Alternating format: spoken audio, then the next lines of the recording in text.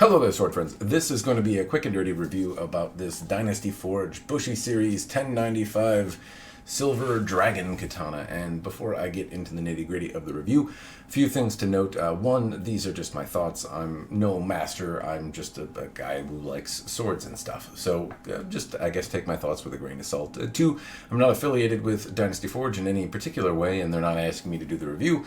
This is actually owned by a friend of mine, and I'm selling it on his behalf, which I suppose brings me to the next point.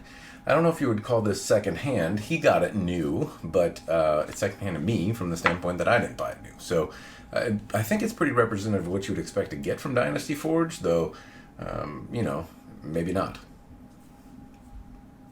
Anyway, on to the meat of the review. As we normally do, I'll start with the kasha at the end here, and the first thing I'm going to note about it is just that it looks basically muddy. The kasha, the fuchi, the tsuba, all of the fittings just basically don't have the best casting quality to them. And that said, this particular theme is dragons and stuff, and dragons and stuff look pretty cool. So I for what it is, it looks perfectly fine to me, and I find the theme a little bit endearing. In fact, thematically, just aesthetically, this thing looks like, I don't know, the cliche idea of what a katana should be. It's gloss black with white ito and all of that. So it looks good, and the theme, when you look close at it, has some character to it. It's just that the casting quality is not spectacular. The kasha also has these little shitadome pieces in it that are separate pieces, and they wiggle around some. The transitions over here feel good, and if you're using this, it doesn't dig in your hand or anything like that. It's overall stuck on pretty good. Now, the the handle, the grip, if you will. So the first thing that I'm going to point out is the shape is big. It's really kind of honking. Even for my big sausage hands, it's a little weird to grip or to get all the way around it. And the ito itself is really, pretty loose. You might be able to see that without a lot of force, it kind of wiggles around. Now, the plus side is, I suppose I can not see a lot of the panels off to the side. Some of the hishigame pokes out, and the ito's not tied super tight, which kind of makes the width of the handle just feel bigger than it needs to. The sumegao panels aren't of any particular amazing quality. They are, small nodule sumegao, but I don't see the sides of the panel stuck out through the ito. Maybe that's because it's not tight enough to do that. Anyway, little silver or maybe golden colored dragon manuki are in there, and overall it has a slight roku or slight kind of hourglass shape, but not a lot. The handle just feels pretty big. Now, moving up onto the fuchi here, transition-wise, they did very good. There's nothing that bites into my fingers. It lines up the way it's supposed to.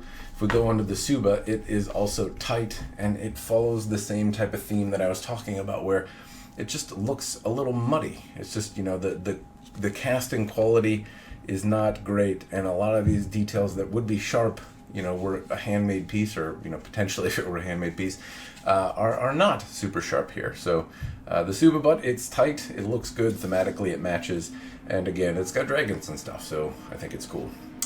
Saya, let's talk about the saya a little bit. So a gloss black. First, I'm going to point out this kojiri.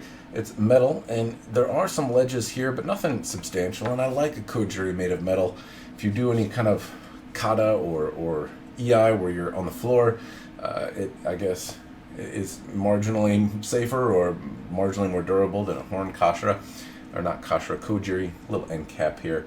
The paint on it is pretty good, and it's basically lacquer and a kind of a satin finish, and I like this taper to it. It has a thicker spot here, kind of winds down to marginally thinner at the base, and it doesn't feel overbuilt.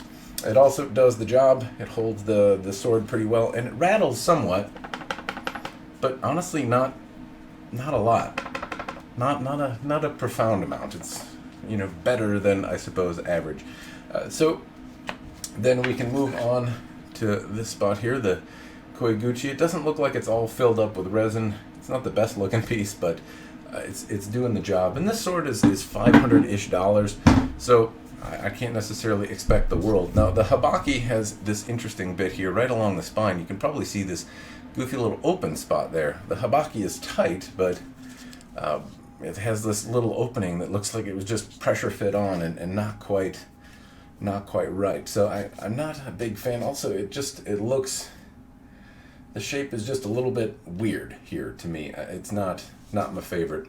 Anyway, let's go into the blade. The first thing I want to point out is the Kisaki. I think they did a great job for a sword in this price point on the Kisaki. The polish on it, is it museum art level quality stuff? No, but in the realm of $500 swords, this is about as good as it gets in terms of the Kisaki polish. The polish on the blade overall is good. They actually, the lines on the blade are smooth, I should say. The flats of the blade are smooth. The shinogi and all that is, like it has a buffing wheel on it or something like that. They're not as crisp as they could be. This one is not a folded blade either, and you might be able to notice some very small effects like banding in the steel, but it has this etched on hamon that I don't think does the blade really any favors. It doesn't look particularly good to me. It shows up in any light, so I guess there's that, but I don't know, it kind of, I don't think it really does the piece any favors personally. It's kind of a distraction for me.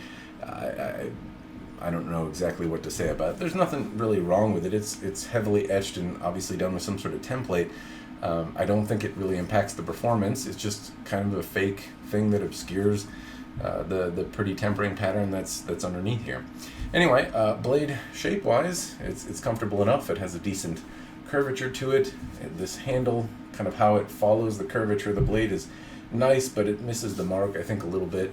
Overall, though, I have to say that the blade is reasonably well done, and for the money, it looks good. It's just that you can get other stuff that doesn't have this stupid etch on it, and where you can see some actual quality or character in the blade. But to each their own. Maybe if it's sitting up on a shelf in a dark room or something, you want that kind of hamon to be visible. You want that line to be visible, in just about any light, and this will do that. Now, if I talk about the dynamics in terms of how it feels, this, again, is something I'm selling for a friend of mine, so I'm not going to do much more than kind of dry handle it. As I was moving it around, I felt very discouraged. This is a very stout feeling blade. Now, it's 28.6 inches long from tip to the munmachi here. It weighs 2 pounds 11 ounces, which is not the lightest. It's also not the heaviest. But it doesn't feel good. I would describe it as kind of dead feeling. It's cumbersome to move around in some situations. It seems like it'd be a fine cutter based on the geometry, shape, and sharpness, but it really fatigues my arm, and I get very tired quickly. And in looking at the Sword Dynamics computer, which I'll link to in the description down below, along with some additional specifications, I found that it shouldn't look that way. In fact, compared to many other swords that I would say feel more lively and lighter in the hand, this one has kind of the dynamics and measurements of something that should feel light, so it makes me wonder, why is that? And I think a lot of it has to do with the size of this handle and the looseness of the ito. I kind of feel the ito moving around in my hand a little bit as I move it, and that just makes me really kind of white-knuckle grip the ska and really hang on to it so that I don't lose it. It's hard to get kind of a hold of, and it feels squishy under my hand. So I find that maybe that's the thing that's affecting me in terms of why I get so tired moving it around. It has maybe a tip forward or kind of tip heavy feeling to it, and it just doesn't feel necessarily great in my hand. It feels a little cumbersome. Anyway, I think that has something to do with the grip, because on paper it looks better than it feels in my hand, and I wish I could give you a better explanation as to why. I really kind of racked my brain for what it might be, but I think it's just that my grip doesn't feel secure. It doesn't feel as connected to my hand as other swords have. But those are my thoughts. Maybe you have bigger hands, maybe you like a bigger grip, or maybe you want something that's going to challenge you to kind of hold the sword in a particular way and be a little bit more stout feeling for the purposes of improving your technique or something. I don't really know. And I guess if you're going to move a big heavy blade around to kind of test your forearms or improve your technique, I wouldn't advocate you do it with a sharp one, but that's just me. Anyway, that's what I thought of it in terms of dynamics, and so I suppose the end question is, do I think it's worth it? In this one, I'm going to have to say no. At $500, it's a very pleasant sword, don't get me wrong. It has some things I like this Kisaki right here. I think they did a great job. Even the Silver Dragon theme, which has muddy casting but still seems to resonate with me personally. The loose ito is a big detractor for me, as well as the shape. I think you kind of maybe get to have a bad shape.